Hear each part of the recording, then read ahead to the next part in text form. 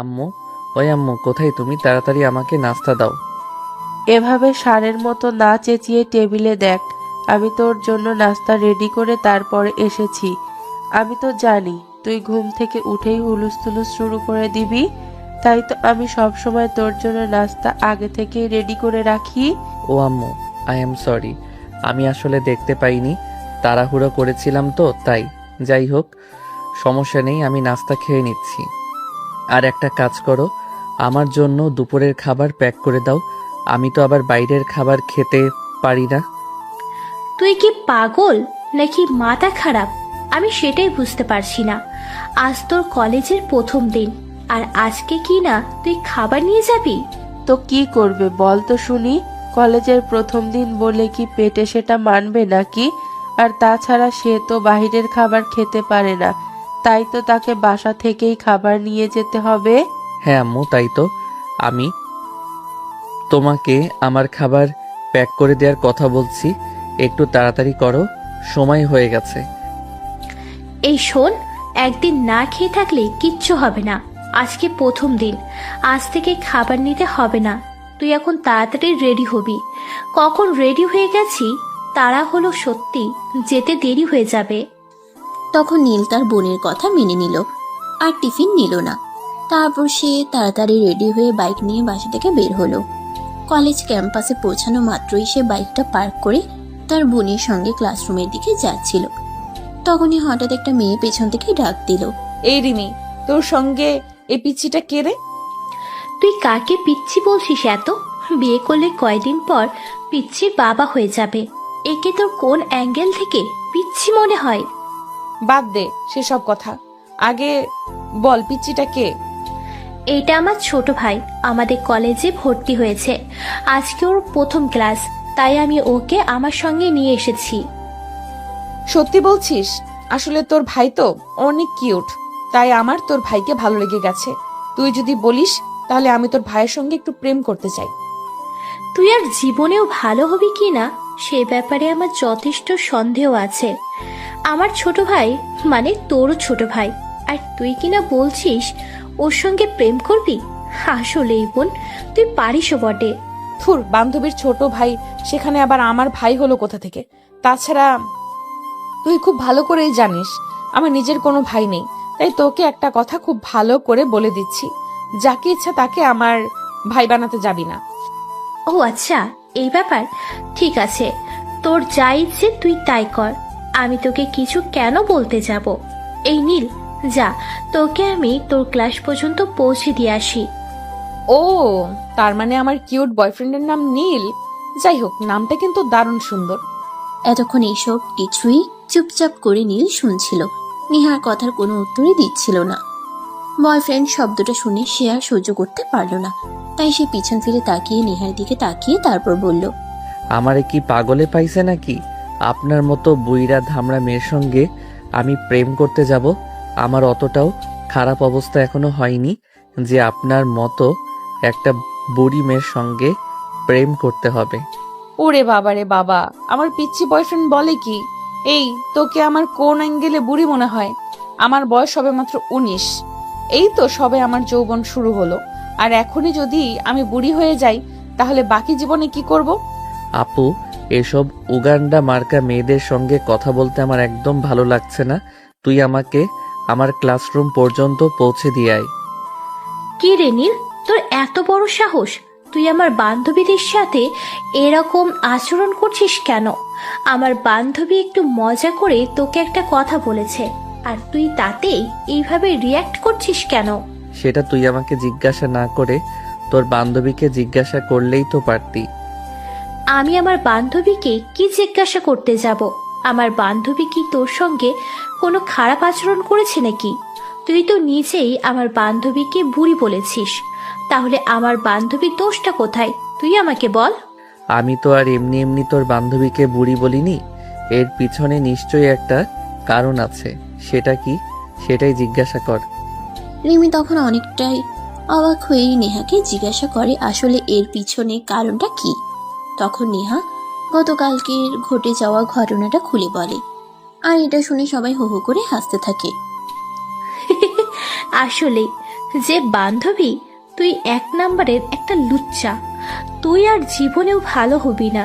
তুই দেখলে একটা ছেলে রাস্তা দিয়ে দৌড়ে হিসু করেছে, আর অমনি ওর উপর হোঁচট খেয়ে পড়ে গেলি, আর পড়ার জন্য কোনো জায়গা পেলি না। তুই আমাকে কেন কথা বলছিস? সেখানে আমার দোষটা কোথায়? বর্ষাকাল, রাস্তা স্লিপ হয়ে আছে, তাই আমি পিছলে পড়ে গেলাম, আর এখানে আমার দোষ কোথায়? না, তোমাদের দুজনেরই কোনো দোষ নেই, সব দোষ আমার। আমি কেন তোর বন্ধু হতে গেলাম, আর কেনই বা এই বদমাস মার্কা ছেলেটার বোন হতে গেলাম? হ্যাঁ আপু, তুই একদম ঠিক কথাই বলেছিস, দোষটা আমার। আমি কেন তোর মতো বোনের ভাই হতে গেলাম? এখন দয়া করে তুই একটু কষ্ট করে আমাকে আবার ক্লাসরুম পর্যন্ত পৌঁছে দে, তারপর আর তোকে আমি কিছুই বলবো না। অতঃপর রিমি আর কোনো কথা না বলে নীলকে তার ক্লাসরুমে পর্যন্ত পৌঁছে দিল। আর এদিকে নেহা নিজের ক্লাসরুমে চলে গেল। সেদিন বিকেল বেলা যখন কলেজ ছুটি হলো, রিমি আর নীল দুজনে বাইকে করে ক্যাম্পাস থেকে বের হতে যাবে, তখনই দেখতে পেল নেহা গেটের বাইরে দাঁড়িয়ে আছে। সেটা দেখে রিমি নেহাকে জিজ্ঞাসা করলো, কি ব্যাপার দোস্ত, তুই এখানে দাঁড়িয়ে আছিস কেন? তোকে আজকে কেউ নিতে আসেনি নাকি? না দোস্ত, এখনো গাড়ি আসেনি। আমি বুঝতে পারছি না কেন এরকম হচ্ছে। ড্রাইভার আঙ্কেল তো প্রতিদিন আমার ছুটির 10 মিনিট আগেই এখানে এসে অপেক্ষা করেন, আর এখন ছুটির পর 10 মিনিট চলে গেছে, এখনো আসার কোনো নামগন্ধ নেই। একটা কাজ কর, তুই একবার তোর ড্রাইভার আঙ্কেলকে ফোন দিয়ে জেনে নে কি হয়েছে। যদি কোনো প্রবলেম হয় তাহলে আমি নীলকে বলবো তোকে তোর বাসা পর্যন্ত পৌঁছে দিয়ে আসতে। একদমই না, আমি পারবো না। আমি যেন তোমার বান্ধবীকে তার বাড়ি পর্যন্ত পৌঁছে দিয়ে আসতে যাব। আমার অনেক কাজ আছে। আমি বাসায় গিয়ে ফ্রেশ হয়ে ঘুমাবো, তারপর সন্ধ্যায় বন্ধুদের সঙ্গে আড্ডা দিতে যাব। হ্যাঁ রিমি, ঠিক আছে, তোরা চলে যা, আমার কোনো প্রবলেম হবে না, আমি যেতে পারবো। আরে তোকে যেটা বলছি তুই সেটা কর। তুই এক্ষুনি তোর ড্রাইভার আঙ্কেলকে ফোন দিয়ে জিজ্ঞাসা কর কোনো সমস্যা হয়েছে কিনা। যদি কোনো সমস্যা হয়ে থাকে তাহলে তুই আমাদের সঙ্গে যাবি। তাছাড়া তোর বাসায় যাওয়ার রাস্তা তো আমাদের বাসার এই দিকেই। তোকে নামিয়ে দিয়ে তারপর না হয় আমরা চলে যাব। নেহা তখন রিমির কথা শুনে সঙ্গে সঙ্গে তাদের বাসার ড্রাইভারকে ফোন দিল। ড্রাইভার বলল সে হঠাৎ করেই অসুস্থ হয়ে পড়েছে, তাই সে নেহাকে আনতে যেতে পারেনি। তাই নেহা রিমিকে বলে, দোস্ত, আসলে আমাদের ড্রাইভার আঙ্কেল হঠাৎ করে একটু অসুস্থ হয়ে পড়েছে, তাই আমাকে নিতে আসতে পারেনি। ঠিক আছে, কোনো সমস্যা নেই। তুই একটা কাজ কর, আমার সঙ্গে বাইকে উঠে পড়, তারপর তোকে তোদের বাসার সামনে নামিয়ে দিয়ে আমরা চলে যাব।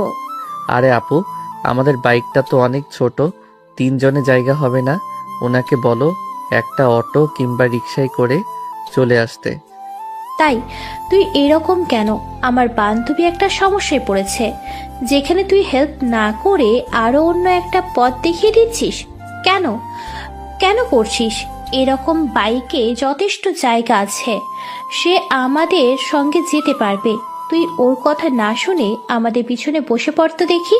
নেহারও তখন আর কোনো উপায় অন্তর না পেয়ে রিমির পিছনে উঠে বসলো। তারপর নীল বাইক স্টার্ট করলো। নেহার বাসার সামনে এসে বাড়ি কি দাঁড় করানোর পর নেহা রিমির কাছ থেকে বিদায় নিয়ে চলে গেল। তখনই নীল রিমিকে উদ্দেশ্য করে বলল, দেখলি তো তোর বান্ধবীটা কেমন অকৃতজ্ঞ। আমি তাকে এত কষ্ট করে নিয়ে এলাম, সে আমাকে একটাবার থ্যাঙ্কস পর্যন্ত বলল না। তোর সঙ্গে কথা বলেই চলে গেল। তো কি করবে? তুই তো আমার বান্ধবীকে নিয়েই আসতে চাইলি না, সেখানে আমার বান্ধবীকে আমি জোর করে নিয়ে এসেছি। তো আমার বান্ধবী তোর সঙ্গে কেন কথা বলতে যাবে? তুইও যেমন শাকচুন্নি, তোর বান্ধবীটাও তেমন পেতনি। এত কষ্ট করে আমি এতটা রাস্তা নিয়ে এলাম দুজনকে নিয়ে, তারপর একটু কৃতজ্ঞতা পর্যন্ত প্রকাশ করলো না, একটু ধন্যবাদ পর্যন্ত দিল না। তোরা কেমন আমি সেটাই বুঝতে পারি না। এই শোন, একদম আমাকে শাকচুন্নি বলবি না। আর তুই আমার বান্ধবীকে পেত্নী বলছিস কেন? আমার বান্ধবীর পিছনে কলেজের সব ছেলেরা লাইন মারে, সেটা তুই জানিস? এত কিছু জানার আমার কোনো প্রয়োজন নেই। তোর শাকচুন্নি মার্কা বান্ধবী, আমি তাকে বাসা পর্যন্ত পৌঁছে দিলাম, সে আমাকে একটা ধন্যবাদ পর্যন্ত দিল না। তাহলে তোর বান্ধবীকে আমি কি বলবো বলতো শুনি? এত এত কথা তোকে আমি কেন বলতে যাব? এখন চুপচাপ বাইক চালা আর বাসার দিকে যা। হ্যাঁ, আমাকে তো সেটাই করতে হবে যেটা তুই বলবি, কারণ আমি তো তার হুকুমের চাকর। একটা কথা মনে রাখিস, আমার মতো বিনা বেতনের চাকর কিন্তু আর দুনিয়ায় দুটো পাবি না। পাওয়ার কোনো প্রয়োজন নেই। এখন তুই দয়া করে মুখটা বন্ধ করে গাড়ি চালা। নীল তখন আর কোনো কথা না বলে বাইক চালাতে শুরু করলো। 5 মিনিট পর তারা বাসে এসে পৌঁছালো। বাসে এসে পৌঁছাতেই তার আম্মু তাকে বলল, কি ব্যাপার বাবা? আজ তো তোর কলেজের প্রথম দিন ছিল। আজকের দিনটা তোর কেমন কেটেছে? একদম উড়াধুরা, এর চেয়ে ভালো আর হয় না। আচ্ছা, যাই হোক, তাহলে তো ভালোই হলো। আমি তো আরো ভেবেছিলাম হয়তো উল্টাপাল্টা কিছু করবি কলেজে গিয়ে, কিন্তু ভালো কেটেছে এটা শুনে খুব ভালো লাগছে। তোমার ছেলে আর ভালো কাজ, এটা কখনো হতে পারে? তোমার ছেলে কলেজে গিয়ে আমার এক বান্ধবীর সঙ্গে যা ইচ্ছে তাই ব্যবহার করেছে। এখন আবার বলছে কি না একদম উড়াধুরা তো হবেই, কারণ সে আমার বান্ধবীকে কতগুলো কথা শুনিয়েছে। এই আপু দেখ, একদম ভালো হবে না বলছি, কিন্তু তুই আম্মুর সামনে আমাকে এভাবে কথা বলতে পারিস না। আমি তোর বান্ধবীর সঙ্গে কি করলাম? তোর বান্ধবী তো আমার সঙ্গে খারাপ আচরণ করেছে। তাছাড়া আমি তাকে বাসায় পর্যন্ত পৌঁছে দিলাম, সে আমাকে একটা ধন্যবাদ পর্যন্ত দিল না। তুই এখনো সেই এক কথা নিয়ে পড়ে আছিস? আচ্ছা বলতো, তোর কোনো যোগ্যতা আছে আমার বান্ধবীর কাছ থেকে ধন্যবাদ পাওয়ার জন্য? তুই তো আমার বান্ধবীকে আনতে যাসনি, আমি জোর করে বান্ধবীকে আমার সঙ্গে নিয়ে এসেছি, আর এখন কিনা বলছিস সেটা ধন্যবাদ তোর পাওয়ার ছিল? হয়েছে, আমি বুঝতে পেরেছি আসলে কি হয়েছিল। এখন দয়া করে তোরা দুজনেই দুজনের মুখ বন্ধ কর আর চুপচাপ উপরে গিয়ে ফ্রেশ হয়ে আয়। তারপর আমি তোদের জন্য খাবার তৈরি করছি। অতঃপর ভাই বোন দুজনেই উপরে নিজেদের রুমে চলে গেল। তারপর ফ্রেশ হয়ে ডাইনিং টেবিলে আসলো খাবার খাওয়ার জন্য। খাওয়া দাওয়া শেষ হলে নীল নিজের রুমে চলে গেল। আর একটু ঘুমিয়ে, নীল আসলে একটু ঘুম পাগলা ছেলে। সে যখনই একটু সুযোগ পায় একটু ঘুমাতে চায়। সেই ঘুম ভাঙলো রাত 8টায় রিমির ডাকে। কি ব্যাপার, তুই এখনো ঘুমাচ্ছিস না কেন? আজ তোর কলেজের প্রথম দিন ছিল, তুই বাসায় এসে কই নতুন বই খুলে পড়তে বসবি, সেটা না করে তুই এখন রাত 8টা বাজে এখনো পড়ে পড়ে ঘুমাচ্ছিস। হায় আল্লাহ, এটা তুই কি বলছিস? রাত 8টা বেজে গেছে, আমার তো বন্ধুদের সঙ্গে আড্ডা দিতে যাওয়ার কথা ছিল। এটা কি হলো? আমি এতটাই ঘুমিয়ে পড়েছিলাম যে রাত 8টা বেজে গেল। বিশ্বাস না হলে তুই নিজেই ঘড়ির দিকে তাকিয়ে দেখ, এখন কয়টা বাজে। আমি তোকে বেশ কয়েকবার ডাক দিয়েছি, কিন্তু তুই তো এতটাই ঘুমে মগ্ন ছিলি যে আমার ডাক শুনতে পাসনি। হয়েছে হয়েছে, এখন আর আমাকে পাম দিতে হবে না, কারণ আমি খুব ভালো করেই জানি এই বাড়িতে যদি কোনো একটা শত্রু থাকে তাহলে সেটা তুই। তুই খুব ভালো করে জানতি বিকেলে আমি বন্ধুদের সঙ্গে খেলতে যাব, তাই তো তুই আমাকে ঘুম থেকে ডেকে তুলিসনি যাতে আমি আমার বন্ধুদের সঙ্গে ঘুরতে যেতে না পারি। এই বলতে বলতে নীল ওয়াশরুমে চলে গেল। তারপর ফ্রেশ হয়ে হাত মুখ ধুয়ে পড়ার টেবিলে পড়তে বসলো। আর তখনই সে মোবাইলটা হাতে নিয়ে দেখলো তার বন্ধু তাকে 70টা মিসড কল দিয়েছে। নীল তখনই মনে মনে ভাবতে লাগলো, হায় আল্লাহ, এটা কি হয়ে গেল? এতবার ফোন বাজছিল তাও আমি খুঁজে পেলাম না। এখন তো আমার কপালই খারাপ আছে, না জানি হারামি আমাকে কি বলে, আল্লাহই ভালো জানে। এই বলতে বলতে নীল কল ব্যাক করলো। আর 2-3 বার রিং হওয়ার পরই তার বন্ধু ফোনটা রিসিভ করলো। কি ব্যাপার দোস্ত? আমি সেই কখন থেকে তোকে ফোন দিয়ে যাচ্ছি, কিন্তু তুই আমার ফোন তুলছিস না কেন? তাছাড়া তোর তো মাঠে খেলতে আসার কথা ছিল, তুই খেলতে আসিস না কেন? জানিস আমরা সেই কখন থেকে তোর জন্য অপেক্ষা করেছিলাম। আই এম সরি রে দোস্ত, তুই তো খুব ভালো করেই জানিস আমি একটু ঘুম পাগলা টাইপের। কলেজ থেকে এসে খাওয়া দাওয়া করে তারপর ঘুমিয়ে পড়েছিলাম। তারপর যে বেলা কখন কেটে গেল আমি টের পাইনি। সে না হয় বুঝতে পারলাম, কিন্তু তোকে আমি এতগুলো কল দিয়েছি, একজন মানুষ যদি মরেও যেত তাহলে তো আমার কলটা রিসিভ করতো, কিন্তু তুই আমার কল রিসিভ করিসনি কেন? দোস্ত, তুই তো খুব ভালো করে জানিস আমি আমার ফোন অল টাইম সাইলেন্ট রাখতে পছন্দ করি, কারণ তুই তো জানিসই আমার মেসেঞ্জারে সবসময় মেসেজ আসতে থাকে, আর তারপর প্রায়ই আননোন নাম্বার থেকে ফোন আসে। তাই আমি ফোন সাইলেন্ট হয়ে কি যাতে আমাকে ফোন কোনো বিপদে পড়তে না হয় তাছাড়া তুই তো খুব ভালো করেই জানিস আমার বাসার অবস্থা, সুযোগ পেলেই সদ্ব্যবহার করে সবাই। আচ্ছা বাদ দে, এখন তুই একটু তোর বাসার নিচে আয়। আমরা তোর বাসার নিচে চায়ের দোকানে বসে আছি, তোকে নিয়ে একসঙ্গে সবাই মিলে চা খাবো, তারপর চলে যাব। নীল তখন আচ্ছা ঠিক আছে এই কথা বলে ফোনটা কেটে দিল। তারপর বাসা থেকে বের হয়ে বাসার নিচে একটা পায়ের দোকান, সেখানেই চলে গেল। তার বন্ধুরা তার জন্য সেখানে বসেই অপেক্ষা করছিল। সে সেখানে পৌঁছাতেই তার আরেক বন্ধু তাকে বলল, কি রে দোস্ত, আজকে প্রথম দিন কলেজে গেলি আর আজকে কলেজ থেকে এসে এতটা টায়ার্ড হয়ে পড়েছিলি যে হৃদয় তোকে এতগুলো ফোন দিল, তুই ফোন কল রিসিভ করলি না। আরে দোস্ত, সেরকমটা নয়, আমি ঘুমিয়ে পড়েছিলাম তাই কল রিসিভ করতে পারিনি। এখন বল, আজকের খেলা কেমন হয়েছে? আরে বেটা, তুই না আসলে খেলা জমে না কি? খেলা একদমই ভালো হয়নি। আমরা সবাই তো তোর জন্য অপেক্ষা করছিলাম, তুই কখন আসবি, তারপর সবাই একসঙ্গে মিলে খেলবো। তুই না আসলে খেলার আনন্দই লাগে না। আই এম সরি রে দোস্ত, কাল থেকে আর বিকালে ঘুমাবো না। বিকেল হলে সময় মতো তোদের সঙ্গে খেলতে চলে আসবো। এখন চল, চা খেয়ে তারপর বাসায় ফিরে যাই। তারপর সবাই মিলে চা আর কলা রুটি খেয়ে সেখান থেকে বাসায় চলে গেল। আর এদিকে বন্ধুদের সঙ্গে আড্ডা শেষ করে বাসায় আসতে আসতেই রাত 10টার মতো বেজে গেল। তখন নিজের আব্বু আম্মু আর রিমি সবাই ড্রয়িং রুমে বসে গল্প করছিল। নীল বাসায় এসে কলিং বেল চাপ দিতেই তার বোন রিমি দরজা খুলে দিল আর তাকে দেখতে পেয়ে বলল, কি ব্যাপার, কোথায় গিয়েছিলে? তুই আর আসতে এত রাত হলো কেন? এই দেখ, তুই সব সময় আমার উপর খবরদারি করবি না। আমি যেখানে ইচ্ছা যাই সেখানে আমি তোর কাছে দিতে যাব নাকি? নীল, এটা কোন ধরনের আচরণ? আমি তো সেটাই বুঝতে পারছি না। রিমি তোমার বড় বোন হয়, সে তোমার কাছে কৈফিয়ত চাইতেই পারে, তাই বলে তুমি এরকম আচরণ করতে পারো না।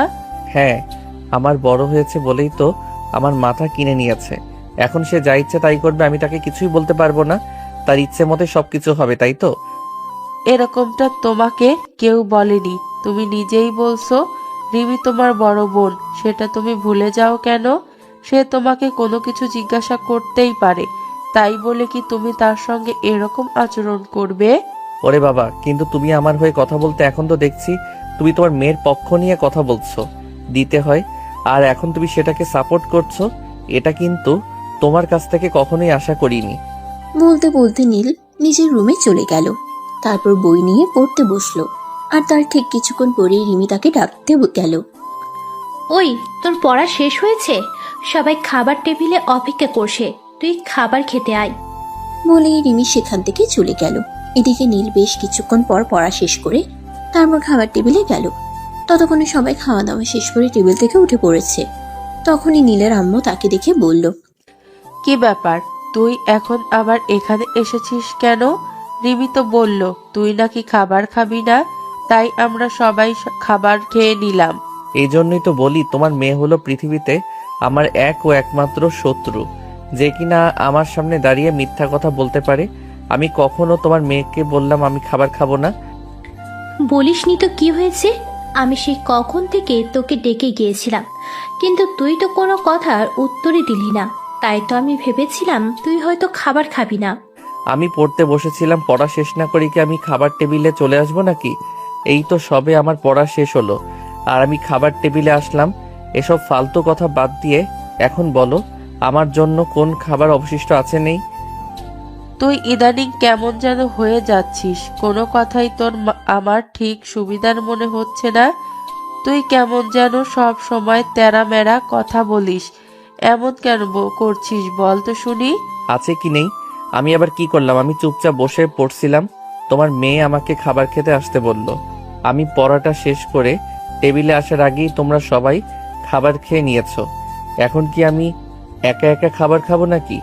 ঠিক আছে, সমস্যা নেই, তুই খাবার খা, আমি এখানে বসে আছি। আর নেহাত তোকেও বলছি, এবার তো বড় হয়েছিস, এবার একটু বুদ্ধি শুদ্ধি নিয়ে চলিস।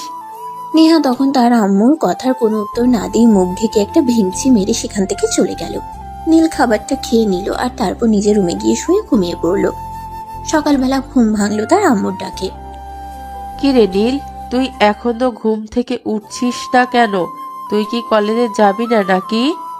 কি রে নীল, তুই এখনো ঘুম থেকে উঠছিস না কেন? তুই কি কলেজে যাবি না নাকি?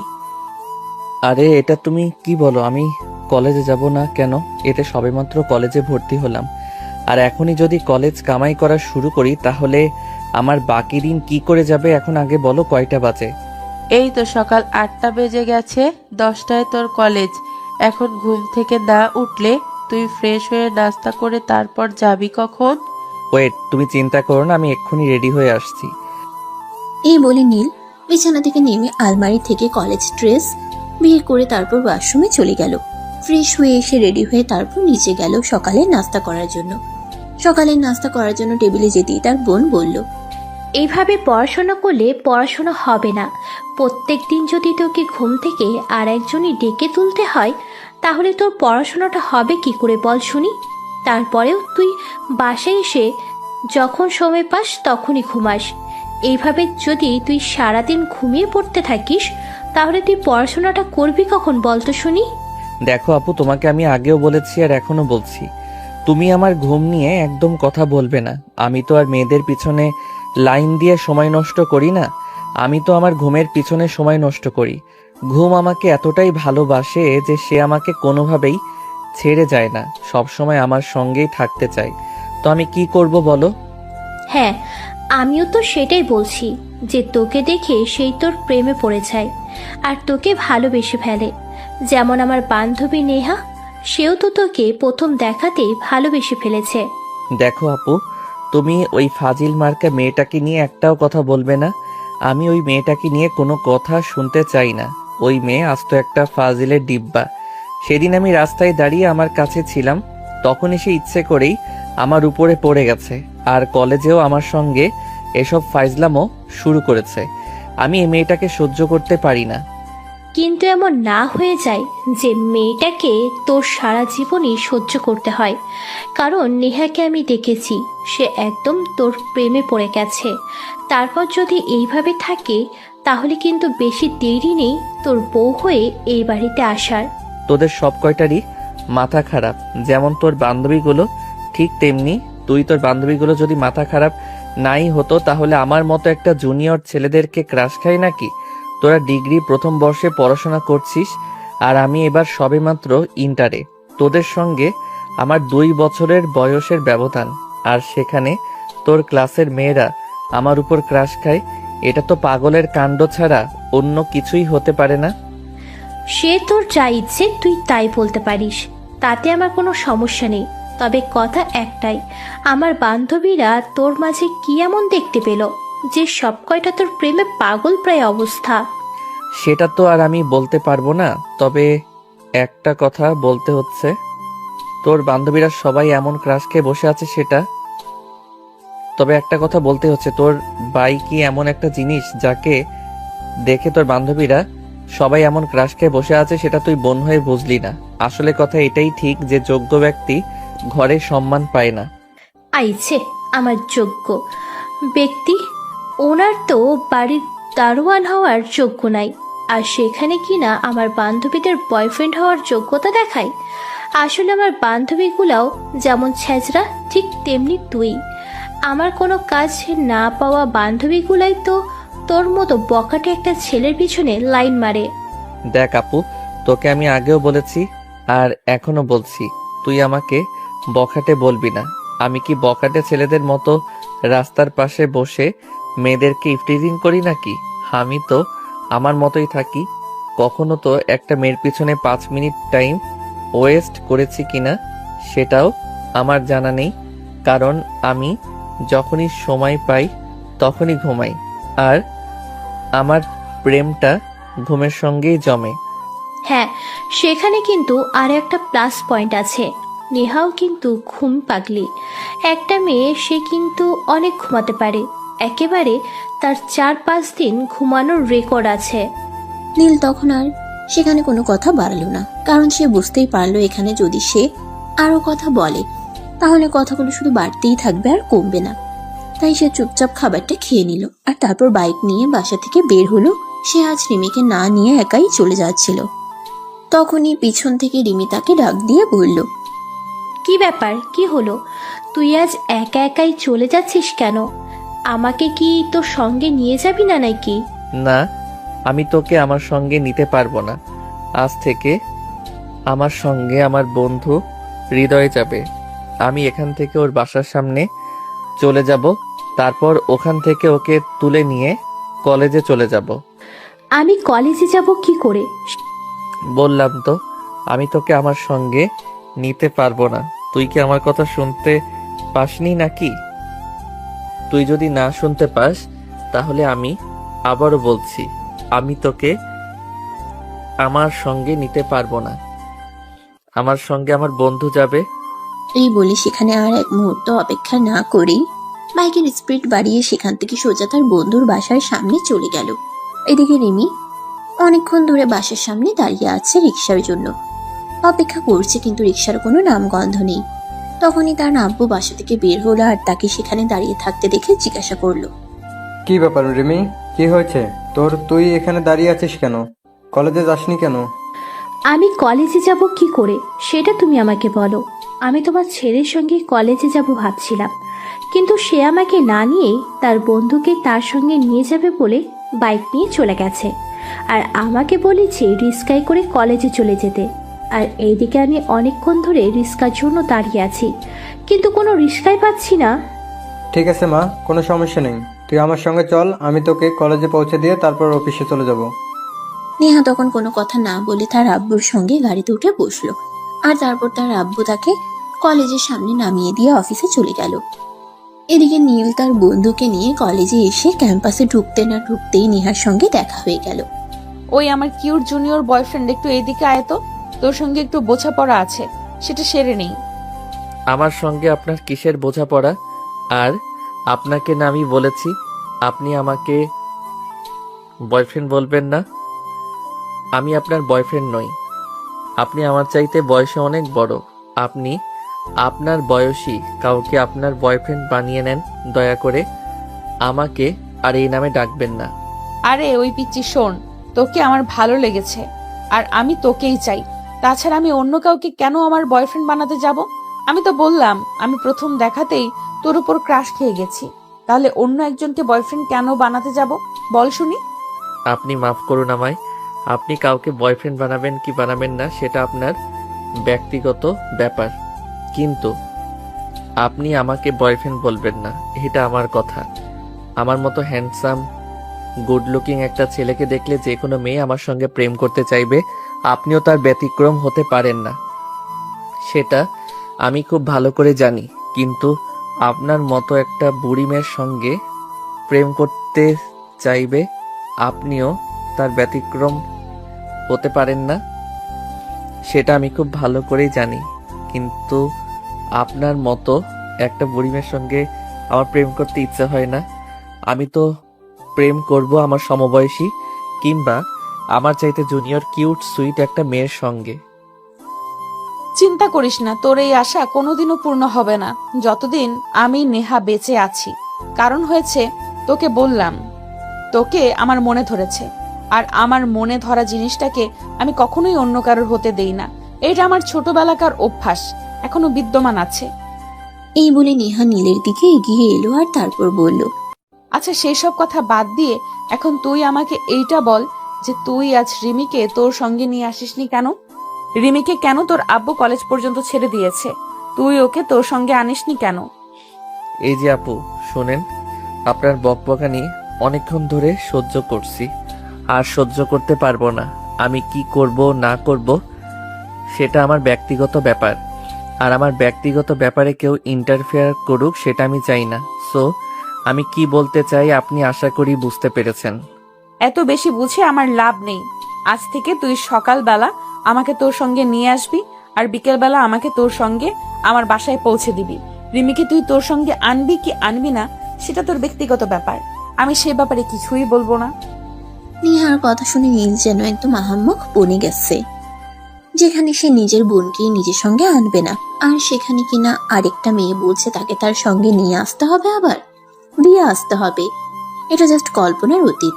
তাই নীল বলল, আমার মাথা এখনো অতটা খারাপ হয়নি, আশা করি বুঝতে পেরেছেন। আমি কেন আপনাকে আমার বাইকের তেল খরচা করে প্রতিদিন নিয়ে আসবো? আর আপনার বাসা পর্যন্ত পৌঁছে দিব। আপনাদের বাড়ি থেকে তো মনে হয় আপনার বাবা মাশাল্লাহ বড় লোক। তাহলে আপনার বাবা আপনাকে কেন একটা গাড়ি কিনে দিতে পারেন না, সেটা বলা যাবে কি? আসলে আমি গাড়ি চালাতে পারি না, অনেকবার চেষ্টা করেছি, তাও পারি না। আমাদের গ্যারেজে 2-3টা গাড়ি সবসময় পড়েই থাকে, কিন্তু আমি গাড়ি চালাতে পারি না বলেই গাড়ি নেই না। তাছাড়া আমার এটা পছন্দ নয় যে আমার ড্রাইভার গাড়ি চালক আর আমি তার পেছনে বসে থাকি।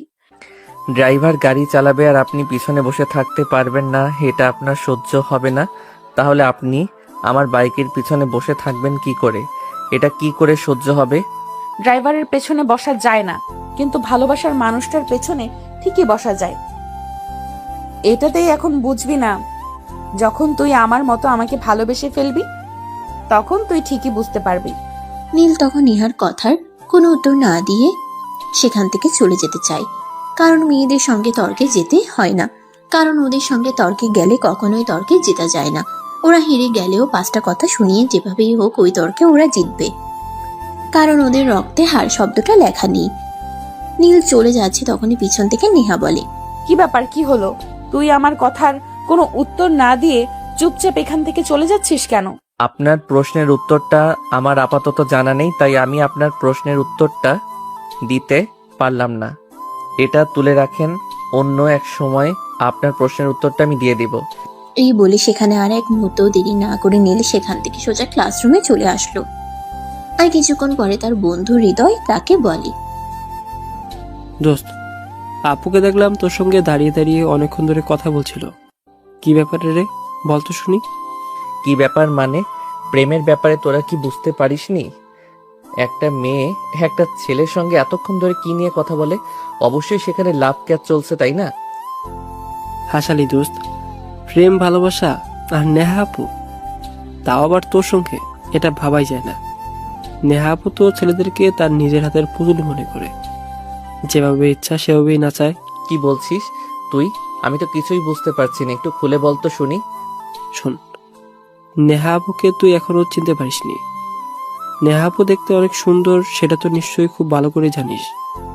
নেহা আপুর পেছনে ভার্সিটির প্রত্যেকটা ছেলে লাইন মারে। নেহা আপু প্রত্যেকটা ছেলের সঙ্গে কম করে 2 দিন হলেও প্রেম করেছে। সেখানে তুই কিনা নেহা আপুর প্রেম করেছিস? ধুর, এসব ফালতু কথা বাদ দে। আমি কেন নেহা আপুর প্রেমে পড়তে যাব? নেহা আপু নিজেই আমার প্রেমে হাবুডুবু খাচ্ছে। বিশ্বাস না হলে তুই কয়েকদিন আমাকে ফলো কর, তাহলেই বুঝতে পারবি। আমার বাবু, এত কিছু বোঝার প্রয়োজন নেই। তুই যেটা করছিস চিন্তা ভাবনা করে কর। এমন কিছু করিস না যার জন্য পরে তোকে পস্তাতে হবে। আর একটা কথা আমি বন্ধু হিসেবে তোকে উপদেশ দিচ্ছি, কখনই কোনো সিনিয়র মেয়ের প্রেমে পড়িস না, তাহলে পস্তাতে হবে। এ পর্যন্ত এমন কোনো কাজ করিনি যার জন্য আমাকে পস্তাতে হয়েছে, তাহলে আমি কেন এখন পস্তাতে যাব? তাছাড়া আমি কেনই বা নেহা আপুর প্রেমে পড়তে যাব? দুনিয়াতে কি মেয়ের অভাব পড়েছে নাকি যে আমি আমার চাইতে বয়সে বড় একটা মেয়ের প্রেমে পড়তে যাব? তুই কোনো চিন্তাই করিস না, আমি প্রেমে পড়ব না। আর যদি পড়ি তাহলে একা পড়ব না, তোকে নিয়েই পড়ব। এই বলে নীল হাসতে হাসতে সেখান থেকে চলে গেল। এদিকে দেখতে দেখতে বেশ কয়েকদিন চলে গেল। ইতিমধ্যে নেহা প্রায় এদিকে দেখতে দেখতে বেশ কয়েকদিন চলে গেল। ইতিমধ্যে প্রায় দিনই নেহা নীলের সঙ্গে বাইকে করে ভার্সিটি আসার যায়। সেটা এতদিনে ভার্সিটির অনেকেরই চোখে পড়েছে, কিন্তু কেউ কিছু বলতে পারে না, কারণ নেহাকে সবাই খুব ভালো করে জানে। কেউ যদি নেহাকে কিছু বলতে চায় তাহলে নেহা তার 14 গোষ্ঠী উদ্ধার করে ছেড়ে দেবে। নেহা সমাজে কোনো অপবাদ বা ঘটে যাওয়া ঘটনাটা কেউ স্বীকার করতে রাজি নয়। সবচেয়ে বরাবরই এরকম স্বভাবের, সে যা ইচ্ছে তাই করবে, কিন্তু তাকে এ ব্যাপারে কেউ কিছু বলতে পারবে না। আর যদি কেউ কিছু বলে তাহলে তার আর রক্ষে নেই। যাই হোক ভিউয়ার্স, কথা না বাড়িয়ে চলুন গল্পে ফিরে আসি। সেদিন বিকাল বেলা হঠাৎ নেহা নীলদের বাড়িতে আসে। নীল তখন নিজের রুমে বসে বই পড়ছিল। ড্রয়িং রুমে এসে সেই রিমিকে নাম ধরে ডাকতে থাকে। এই রিমি, রিমি কোথায় তুই? এখনো রেডি হসনি? লেট হয়ে যাবে তো, তাড়াতাড়ি কর। আরে না, তুই চলে এসেছিস? 2 মিনিট ওয়েট কর। আসলে আগে আমার মনেই ছিল না, তারপর যখন মনে হলো তখনই তাড়াতাড়ি করে রেডি হচ্ছি। চিন্তা করিস না, আমার বেশি সময় লাগবে না, জাস্ট 2 মিনিট। তখনই হঠাৎ নেহার মনে একটা দুষ্টু বুদ্ধি উদয় হলো। তাই সে সিঁড়ি বেয়ে উপরে চলে গেল। সে খুব ভালো করে জানে তোমার নীল কোন রুমে থাকে। সে নীলের রুমে ঢুকে গেল আর সঙ্গে সঙ্গে দরজাটা বন্ধ করে দিল। দরজা বন্ধ হওয়ার আওয়াজ শুনে নীল পেছন ফিরে তাকালো। সে নেহাকে দেখতে পেয়ে চিৎকার করতে যাবে, তখনই নেহা দৌড়ে এসে তার মুখ চেপে ধরলো আর বলল, যদি চিৎকার করেছো তাহলে খবর আছে। আমি সবাইকে বলে দেব তুমি আমাকে এই রুমে নিয়ে এসেছো আর আমার সঙ্গে খারাপ আচরণ করেছো। তারপর কি হবে সেটা তুমি খুব ভালো করেই জানো। আরে তুমি আমার বাড়িতে এসে আমাকে থ্রেট করছো? এত বড় দুঃসাহস তোমার! একটা মেয়ে মানুষ হয়ে এসব কিছু করতে তোমার লজ্জা করছে না? না জান পাখি, আমার একটুও লজ্জা করছে না, কারণ আমি তো অন্য কারোর সঙ্গে এরকম করছি না। আমার জান পাখি, তোর সঙ্গে তো একটু রোমান্টিক কথা বলতে চাইছি, তাহলে আমার লজ্জা করবে কেন? আমি কি পরপুরুষের কাছে গেছি নাকি? তোমার সঙ্গে আমি কথা বলে পেরে উঠবো না। আমি তোমার বান্ধবীর ছোট ভাই, আর তুমি আমার সঙ্গে এরকম করতে একবারও তোমার রুচিতে বাঁধে না। বললাম তো তুমি আমার বান্ধবীর ছোট ভাই, আমার আপন ভাই নও, তাহলে আমার রুচিতে বাঁধতে যাবে কেন? এখন মুখটা বন্ধ করে আমায় একটু আদর করে দাও, আমি চলে যাই। আর তা না হলে কিন্তু আমি বাড়ির সবাইকে বলে দিব। বলে দিবে মানে? তুমি আমার রুমে এসেছো, নিজেই দরজা বন্ধ করেছো, এখন আবার তোমাকে আদর দেওয়ার জন্য তৈরি করছো, আবার তুমিই বলছো সবাইকে বলে দেবে। হ্যাঁ সেটাই করব। এখন যদি নিজেকে বাঁচাতে চাও তাহলে আমায় আদর দাও, তা না হলে আমি সত্যিই বলে দিব। নীল তখন নিরুপায় হয়ে নেহার গালে আলতো করে একটা ভালোবাসার পরশও এঁকে দিল। কিন্তু নেহা তার গালে ভালোবাসা পেতে চায়নি, সে তার ঠোঁটে ভালোবাসা পেতে চেয়েছিল।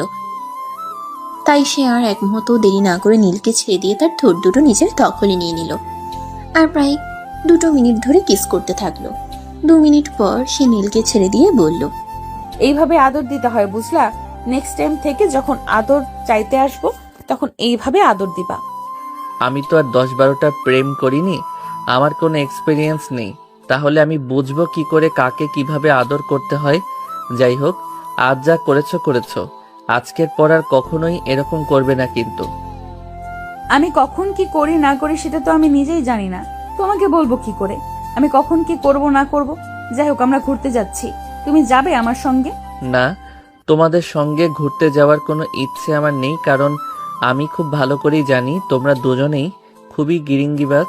কখন কোন ঝামেলা বাজিয়ে দাও তার কোনো ঠিক ঠিকানা নেই। কি বললে তুমি? আমরা গিরিঙ্গিবাজ, তাই না? ঠিক আছে, দাঁড়াও, আমি তোমাকে দেখাচ্ছি মজা। কিন্তু নীলকে আর কে পায়? সে ততক্ষণে দৌড়ে দরজা খুলে রুম থেকে বের হয়ে ছাদে চলে গেছে। এদিকে রিমির রেডি হয়ে নেহাকে ডাকতেছে। এই নেহা, নেহা কোথায় গেলি তুই? তোকে না বললাম যে ডাইনিং রুমে বসতে, তুই আবার কোথায় চলে গেলি? দেরি হয়ে যাচ্ছে তো, তাড়াতাড়ি আয়। কোথায় আবার যাব? এটা তোর ভাইয়ের রুমে গিয়েছিলাম, একটু রোম্যান্স করছিলাম। রোম্যান্সটাও ঠিক মতো করতে দিলি না, তুই আসলেই একটা বদমাইশ মার্কা মেয়ে। আর তুই কি বিয়ের আগেই আমার ভাইয়ের সঙ্গে সবকিছু করে নিচ্ছিস? সেটার কোনো নামগন্ধ নেই, তাই না? আচ্ছা, আমার ভাইয়ের সঙ্গে এসব করতে তো লজ্জা লাগলো না? হাজার হোক বান্ধবীর ছোট ভাই বলে কথা। শোন, প্রেমে পড়লে লজ্জা শরম ওইসব কিছুই থাকে না। আর যাকে ভালোবাসি তার সঙ্গে সবকিছু করতে আমার লজ্জা লাগবে কেন? বরঞ্চ আমার ভালোই লাগছিল। এখন তুই যাবি নাকি যাবি না সেটাই বল। এই বলে রিমি বাসা থেকে বের হয়ে বাইরে আসে। নেহাও তার পিছন পিছন আসলো। রিমি বাইরে এসে দেখলো নেহা আজ গাড়ি নিয়ে আসেনি, তাই রিমি নেহাকে বলল, কি ব্যাপার দোস্ত, তুই গাড়ি নিয়ে আসিসনি কেন? তাহলে আমরা যাব কিসে করে? গাড়ি নিয়ে আম্মু এক জায়গায় চলে গেছে, তাই গাড়ি নিয়ে আসতে পারিনি। আমি তো ভেবেছিলাম ওইদিকে একটা অটো পেয়ে যাব, তারপর অটোতে করে চলে যাব, কিন্তু পুরো রাস্তা হেঁটে হেঁটে এসেছি, কোথাও একটা অটোও দেখতে পাইনি। একটা কাজ কর, তোর ভাইকে বল আমাকে দিয়ে আসতে। তোর কি মনে হয় তুই যা করেছিস তারপর নীল আর আমাদের সঙ্গে যাবে? একদমই যাবে না। যাই কিছু করিস না কেন, কোনো কাজই হবে না।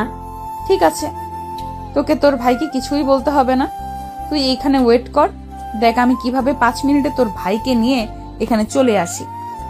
এই বলে নেহা আর এক মুহূর্ত দেরি না করে বাড়ির ভেতরে ঢুকে গেল। কিন্তু সে নীলকে কোথাও খুঁজে পেল না। তখনই হঠাৎ তার মনে পড়লো নীল হয়তো ছাদে গিয়েছে, তাই সে দৌড়ে ছাদে চলে গেল। ছাদে গিয়ে দেখতে পারলো সত্যি সত্যি নীল সেখানে দাঁড়িয়ে আছে, কিন্তু চারপাশে কিছুটা ধোঁয়া উঠছে। ওটা কিসের ধোঁয়া সেটা দেখার জন্য নেহা এগুলো। নেহা এগিয়ে দেখতে পেল নীল সিগারেট টানছে। তখন এসে পিছন থেকে বলে উঠল, ও আচ্ছা এই ব্যাপার। আচ্ছা ঠিক আছে, তাহলে আমি আসতেই এটা আঙ্কেলের সঙ্গে বলে দিচ্ছি, তারপর কি হয় সেটা সামলে নিও। নেহার গলার আওয়াজ শুনতে পেয়ে নীল অনেকটা চমকে গিয়ে পিছন ফিরে তাকালো। সে নেহাকে দেখতে পেয়ে তোতলাতে তোতলাতে বলতে লাগলো, আপনি আপনি এখানে কখন আসলেন? আর এখানে কেন এসেছেন? এখানে না আসলে তো তোমার এই কর্মকাণ্ড দেখতে পেতাম না। সবেমাত্র ইন্টার প্রথম বর্ষে পড়াশোনা করছো, আর এখনই সিগারেট খাও। এই বিষয়টা তো আঙ্কেলকে জানাতেই হবে, তা না হলে তো হচ্ছে না। চিন্তা করো না, আমি আমার ফোনে একটা ছোট্ট ভিডিও ক্লিপ করে রেখেছি। আঙ্কেলকে শুধু এটা দেখিয়ে দেব, তাহলেই হয়ে যাবে। আমাকে আর কষ্ট করে কিছুই বলতে হবে না। আই এম সরি আপু, আর কখনোই এরকম হবে না। কিন্তু আপনি দয়া করে আব্বুকে কিছু বলতে যাবেন না। আপনি তো খুব ভালো করেই জানেন আমি আব্বুকে প্রচন্ড ভয় পাই। ঠিক আছে, আঙ্কেলকে আমি কিছুই বলবো না, আর এটাও আমি আমার ফোন থেকে ডিলিট করে দিব।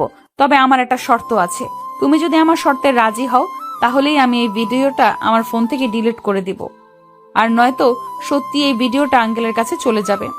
কি শর্ত আপনি বলুন, আমি সব শর্ত মানতে রাজি আছি। কিন্তু আপনি দয়া করে এই ভিডিওটা আমার আব্বুকে দেখাবেন না, তাহলে আব্বু আমাকে মেরে ফেলবে। প্লিজ আপু, আপনি আমার সঙ্গে এরকমটা করবেন না।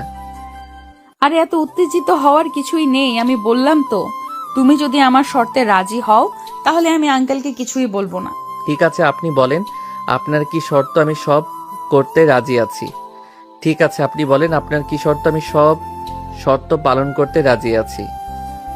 সেরকম কিছুই না, শুধু আমি আর রিমি হতে যাব। আমাদেরকে বাইকে করে নিয়ে যেতে হবে, তাহলে সব সমাধান হয়ে যাবে। আঙ্কেলকে আর কিছুই বলবো না। তুমি যাবে তো? কি আর করার, যেহেতু ধরা পড়ে গেছি এখন তো আর এই শর্ত মেনে না নিয়ে কোনো উপায় নেই। ঠিক আছে চলুন। এই বলে নীল রেডি হয়ে নিচে আসলো। নিচে এসে দেখে রিমি আর নেহা দুজনেই হেসে খুঁটি খুঁটি হচ্ছে, নীলকে বোকা বানাতে পারলো বলে। যাই হোক, নীল যেহেতু ফেসে গেছে তাই তো আর তার কিছুই করার নেই। তাই সে বাধ্য ছেলের মতো তাদেরকে নিয়ে ঘুরতে চলে গেল। সারাদিন ঘোরাঘুরি শেষ হলে রাত আনুমানিক 11টার মতো বাজে। তখন তারা বাসায় ফিরে আসলো। নীল, একটা কাজ কর, আমার শরীরটা একটু খারাপ লাগছে। তুই আগে আমাকে বাসায় নামিয়ে দে, তারপর নেহাকে বাসায় পৌঁছে দিয়ে আয়। এত রাতে আমি একা একা একটা মেয়েকে নিয়ে ওর বাসায় পৌঁছে দিতে যাব, তারপর যদি কোনো অঘটন ঘটে তখন কি হবে সেটা একবারও তুই চিন্তা করে দেখেছিস? এত চিন্তা করার সময় আর মন মানসিকতা কোনোটাই আমার নেই। তোকে যেটা করতে বলছি তুই সেটাই কর। আমার শরীরটা একটু খারাপ লাগছে, আমি যেতে পারবো না। তুই নেহাকে তার বাসা পর্যন্ত পৌঁছে দিয়ে আয়, তারপর যদি কোনো অঘটন ঘটে তখন আমি সেটা দেখে নেব। তোর মতো বোন যারা আছে তার জীবনে কোনো শত্রুর প্রয়োজন নেই। তুই আমাকে বলছিস অঘটন করলে তারপর দেখে নিবি। মান ইজ্জত চলে যাওয়ার পর মান ইজ্জত খুঁজে বেড়ানোর কি দরকার? কিন্তু কেউই নীলের কথার কোনো পাত্তা দিল না। অবশেষে নীল বাধ্য হয়ে রিমিকে বাসায় নামিয়ে দিয়ে তারপর নেহাকে তার বাসা পর্যন্ত নিয়ে গেল। এই যে ম্যাডাম, কি হলো, আপনি নামছেন না কেন? আমি তো আপনার বাসার সামনে চলে এসেছি। কথা না বলে পেছন ফিরে তাকিয়ে দেখলো নেহা নীলকে জড়িয়ে ধরে বাইকের মধ্যেই ঘুমিয়ে পড়েছে। একটা মানুষ কতটা অচেতন হলে এভাবে চলন্ত বাইকে ঘুমিয়ে পড়তে পারে, এটা নেহাকে না দেখলে বোঝা যেত না। যাই হোক, নীল অনেক কষ্ট করে বাইক থেকে নেমে তারপর নেহাকে কোলে করে তাদের ড্রয়িং রুমে নিয়ে আসলো। এমন অবস্থা দেখে নেহার আম্মু দৌড়ে আসলো আর বলল, কি ব্যাপার, কি হয়েছে আমার মেয়েটার? আমার মেয়েটার কি কোনো সমস্যা হয়েছে নাকি তুমি এভাবে কোলে করে নিয়ে এসেছো কেন? আর তুমিই বা কে? আন্টি, চিন্তার কোনো কারণ নেই। আমি আপনার মেয়ের বান্ধবী রিমির ছোট ভাই, আর আপনার মেয়ের কোনো সমস্যা হয়নি। সে চলন্ত বাইকে ঘুমিয়ে পড়েছিল, তাই আমি তাকে ঘুম থেকে না জাগিয়ে কোলে করে নিয়ে আসলাম। আপনি একটু ওনাকে ওনার রুম পর্যন্ত পৌঁছে দিন। ঠিক আছে বাবা, কোনো সমস্যা নেই, তোমাকে ধন্যবাদ। কিন্তু তোমাকে আরো একটা কাজ করতে হবে। আমি তো একা নেহাকে ওর রুমে নিয়ে যেতে পারবো না, তুমি আমাকে একটু সাহায্য করো। নীল তখন কোনো উপায়ান্তর না পেয়ে নেহার আম্মুর সঙ্গে নেহাকে নিয়ে তার রুম পর্যন্ত চলে গেল। কিন্তু সমস্যাটা তখনই হলো, নেহা নীলকে এমনভাবে জড়িয়ে ধরে আছে, কোনোভাবেই ছাড়ছে না। নীল নিজেকে ছাড়ানোর জন্য প্রাণপণ চেষ্টা করছিল, কিন্তু কোনোভাবেই পেরে উঠছিল না। তখনই নেহা ঘুমন্ত অবস্থাতেই বলতে লাগলো, প্লিজ নীল, তুমি আমাকে ছেড়ে এভাবে চলে যেও না। আমার রাতে একদমই ঘুম হয় না তোমাকে ছাড়া। প্লিজ আজকের রাতটা তুমি আমার সঙ্গে থেকে যাও। কথা দিলাম তোমায় কোনো রকম বিরক্ত করব না, যা শুধু তোমার ওইটা ধরে একটু ঘুমিয়ে থাকবো। কথাটা শোনা মাত্রই নিহার আম্মু লজ্জা পেয়ে সেখান থেকে চলে গেল। নীল কি করবে সেটাই ভেবে পাচ্ছে না। তার তো ইচ্ছে হচ্ছে মাটি এখনই ফাঁক হয়ে যাক আর সেই মাটির ভিতরে ঢুকে যাক। তাই সে নিহাকে ধমক দিয়ে বলল, এই অসভ্য মেয়ে, আপনি ছাড়বেন আমাকে? মানুষ কতটা নির্লজ্জ আর বেহায়া হলে এরকম কাজ করতে পারে এটা আমার সত্যি জানা নেই। এই প্রথম আপনাকে দেখে অভিজ্ঞতা নিলাম। নিহা তখন ঘুম ঘুম চোখে একটু তাকিয়ে তারপর বলল, এই তুমি এরকম করছো কেন আমার সঙ্গে? প্লিজ একটু থেকে যাও না আজকের রাতটাই। আই প্রমিস আমি তোমাকে কোনো বিরক্ত করব না। প্লিজ থেকে যাও আজকের রাতটা। এই বলে নিহা নীলকে আরো শক্ত করে জড়িয়ে ধরে ঘুমিয়ে পড়ল। নীল তখন কোনো উপায় আন্তর না পেয়ে বুকের উপরে ঘুমিয়ে পড়ল। কারণ নেহা তাকে এতটাই শক্ত করে জড়িয়ে ধরেছিল যে কোনোভাবেই সে নিজেকে ছাড়াতে পারছিল না। তাই তার এটা করা ছাড়া আর কোনো উপায় ছিল না। সকালবেলা যখন নেহার ঘুম ভাঙলো তখন সে দেখতে পেল নীল তার বুকের উপর শুয়ে আছে। তার খুশি আর দেখে কে? সে তখন আলতো করে নীলের কপালে একটা ভালোবাসার পরশ এঁকে দিচ্ছিল। তখনই নীলের ঘুমটা ভেঙে গেল। এই কি করছেন আপনি? আপনার কি একটু লজ্জা করে না? সারা রাত তো একটা ছেলের সঙ্গে কাটিয়েছেন, এখন আবার তাকেই চুমু খাচ্ছেন। আপনার কি লাজ লজ্জা কিছুই নেই নাকি? তোমার লাজ লজ্জা দিয়ে তুমি পানি খাও। এখন আনন্দ করার বয়স। এখন যদি আনন্দ করতে না পারি তাহলে কখন করব সেটা তুমি নিজেই বলো। ম্যাডাম, সকাল হয়ে গেছে। আপনার আনন্দ আপনি পরে করেন, এখন দয়া করে আমাকে ছেড়ে দেন। আমায় বাসায় যেতে হবে। ওদিকে বাসায় কি হচ্ছে আল্লাহ ভালো জানে। তোমাকে এখন বাসায় যেতে হবে না, তুমিও ওয়াশরুমে গিয়ে ফ্রেশ হয়ে নাও। আমি রিমিকে ফোন দিয়ে বলে দিচ্ছি, তারপর তুমি আমাকে নিয়ে কলেজে চলে যাবে। তারপর কলেজ শেষ হলে সেখান থেকেই বাসায় চলে যেও। আপনার মতো আমারও মাথায় সমস্যা হয়নি যে আমি আপনার মতো পাগলামো করতে যাব। আপনি দয়া করে এখন আমাকে ছাড়ুন আর বাসায় যেতে দিন। এই বলে নীল তার শরীরের সমস্ত শক্তি দিয়ে নেহাকে নিজের থেকে ছাড়িয়ে নিল আর তারপর বাসা থেকে বের হয়ে চলে গেল। সে যখন নিজের বাসায় এসে পৌঁছালো তখন আনুমানিক সকাল 7টা থেকে 7:30 হবে বাজে। বাসায় এসে কলিং বেল চাপ দিতেই তার আম্মু এসে দরজা খুলে দিল আর তাকে দেখেই এক গাদা প্রশ্ন ছুড়ে দিল। কি ব্যাপার নীল, সারা রাত তুই কোথায় ছিলি? তোকে কতবার ফোন করেছি, তুই ফোন তুললি না কেন? আর একটা বার আমাদের ফোন করে জানালি না পর্যন্ত তুই কোথায় আছিস। কি সমস্যা তোর বল তো শুনি। তুই কি খুব বেশি বড় হয়ে গেছিস নাকি? আরে বাবা, তুমি যদি এভাবে প্রশ্ন করতে থাকো তাহলে তোমাকে আমি উত্তর কখন দেব? আগে তো উত্তর দেওয়ার সময়টা আমাকে দাও, তারপর তুমি আরেকটা প্রশ্ন করো, তাই না? অতঃপর নীল তার আম্মুকে সমস্ত ঘটনা খুলে বলল। নীলের আম্মু তো এসব কথা শুনে হেসেই খুঁটি হচ্ছে। সেটা বিশ্বাসই করতে পারছে না নেহা এরকম কাজ করতে পারে। যাই হোক, এরপর নীল নিজের রুমে চলে গেল। তারপর ফ্রেশ হয়ে নাস্তা করতে চলে এলো আর তখনই রিমি নিজের রুম থেকে বের হয়ে নিচে আসলো। কি রে, কি ব্যাপার? শুনলাম তুই নাকি রাতে বাসে আসিসনি, বিয়ের আগে শ্বশুর বাড়িতে চলে যেতে পারলি? দেখো, একদম ফাইজলামো মার্কা কথাবার্তা বলবি না। তুই আমার বোন নামের কলঙ্ক। তুই আমার সঙ্গে এরকমটা করবি এটা আমার কোনোদিন কল্পনাতেও ছিল না। আর তোর বান্ধবী তো একটা উগান্ডারের বংশধর। দেখ, আগে নিজে ভালো হ, তারপর অন্য কাউকে কথা বলতে চাস। তুই নিজেকে সেটা আগে চিন্তা কর। আমার বান্ধবীকে কেন তুই কথা শোনাচ্ছিস? তুই যদি নিজে এত ভালো হতি তাহলে তুই কেন আমার বান্ধবীর সঙ্গে বেড শেয়ার করতে গেলি? এখানে তুই আমার দোষ কোথায় দেখতে পাচ্ছিস সেটাই বল। তোর বান্ধবী তো আমাকে নিজের জামাইয়ের মতো আদর করছিল। সারা রাত বলে তো আমি একটা ছেলে হয়ে থেকে অ্যাভয়েড করি কিভাবে, তাই তো আমিও তাকে আদর ভালোবাসায় ভরিয়ে দিয়ে এলাম। এখন যদি তোর বান্ধবী প্রেগনেন্ট হয়ে যায় তাহলে কিন্তু আমায় দোষ দিস না। ছেলে মেয়েরা বড় হলে বুদ্ধিমান হয়, কিন্তু তোদের মতো বোকা হয় সেটা আমার জানা ছিল না। আমি তোদের মা, আমি এখানে বসে আছি আর আমার সামনে তোদের এইসব কথাবার্তা বলতে একটুও লজ্জা করছে না? লজ্জার কথা তুমি আমাকে কেন বলছো? তোমার মেয়েকে বলতে পারছো না? তোমার মেয়ে যদি তোমার ছেলেকে তার বান্ধবীর হাতে তুলে দিতে পারে, তার যদি লজ্জা না লাগে তাহলে আমি একটু রোমান্স করেছি, তাহলে আমার কেন লজ্জা লাগবে? এই বলে নীল নাস্তা করে নিজের রুমে চলে গেল। তারপর রেডি হয়ে এসে কলেজে চলে গেল। কলেজে যেতেই তার বন্ধু হৃদয় তাকে ডেকে নিল আর বলল, দোস্ত, একটা কাজ হয়েছে, তোকে অনেকদিন ধরেই বলবো বলবো ভাবছি, কিন্তু বলা হয়ে উঠছে না। এখন মনে হয় তোকে এই কথাটা বলতে হবে, তা না হলে আর কোনো উপায় খুঁজে পাচ্ছি না। এই দেখো, এত ঘুরিয়ে পেঁচিয়ে কথা বলিস না। এত ঘুরিয়ে পেঁচিয়ে কথা বলা আমার একদমই ভালো লাগে না। কি হয়েছে সেটা সরাসরি বল, আর নয়তো বলার কোনো প্রয়োজন নেই। আরে দোস্ত, এভাবে কেন কথা বলছিস? তুই আগে আমার কথাটা শোন, তারপর তো কি বলবি বল। ঠিক আছে, এবার আর হেয়ালি না করে তাড়াতাড়ি বলে ফেল, শুনি তুই কি বলতে চাস আর কি হয়েছে তোর। আসলে দোস্ত, আমাদের ক্লাসের একটা মেয়েকে আমার প্রথম দিন থেকে খুব ভালো লাগে, কিন্তু সাহস করে এখন পর্যন্ত আমার মনের কথাটা ওই মেয়েটাকে বলে উঠতে পারছি না। তোর একটা মেয়েকে ভালো লাগে, সেখানে আমি কি করতে পারি? তাছাড়া তুই এসব কথা আমাকে কেন বলছিস? তোর মেয়েটাকে ভালো লাগে, তুই নিজেই গিয়ে মেয়েটাকে প্রপোজ কর না। আমাকে কেন অযথা এসব ঝামেলার মধ্যে জড়াতে চাইছিস? ভাই, আমি এসব ঝামেলায় নিজেকে জড়াতে চাই না, এমনিতেই অনেক প্যারায় আছি। দোস্ত প্লিজ এভাবে বলিস না। তুই আমার 10টা না 5টা না একটা মাত্র বেস্ট ফ্রেন্ড। তুই যদি এভাবে বলিস তাহলে হয় নাকি?